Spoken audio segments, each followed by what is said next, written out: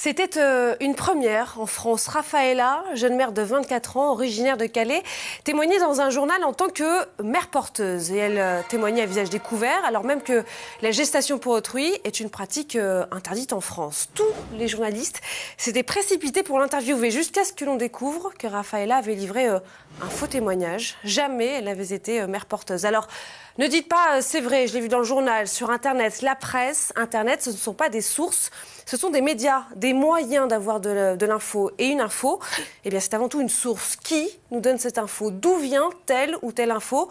C'est ça la première chose que nous devons regarder. En faisant un parallèle un peu osé, l'info, c'est un peu comme un appareil électroménager. Vous n'achèteriez pas un appareil d'une marque que vous ne connaissez pas. Ou alors vous essayeriez d'en savoir un peu plus sur son produit. Eh bien, l'info, c'est pareil.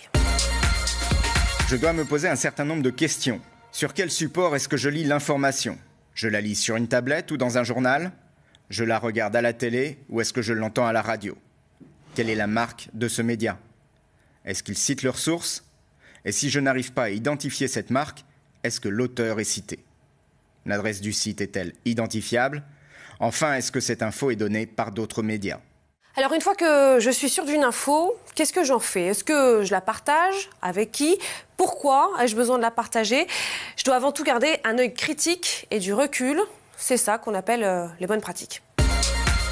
Je dois voir comment cette info m'est parvenue. Est-ce moi qui suis allé la chercher ou est-ce que je l'ai reçue par un réseau social? Pourquoi m'arrive-t-elle à moi et pourquoi maintenant?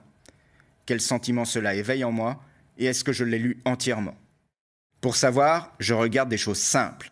Je regarde si le texte est bien orthographié, je regarde sa ponctuation et je remonte à la source. Ainsi, on me dit que la NASA a découvert de nouveaux signes astrologiques. Je vais voir sur le site de la NASA ce qui est dit sur cette découverte. Je me sers également des moteurs de recherche pour voir ce qui se dit ailleurs sur le sujet. Une info vérifiée sera reprise ou complétée par d'autres sources.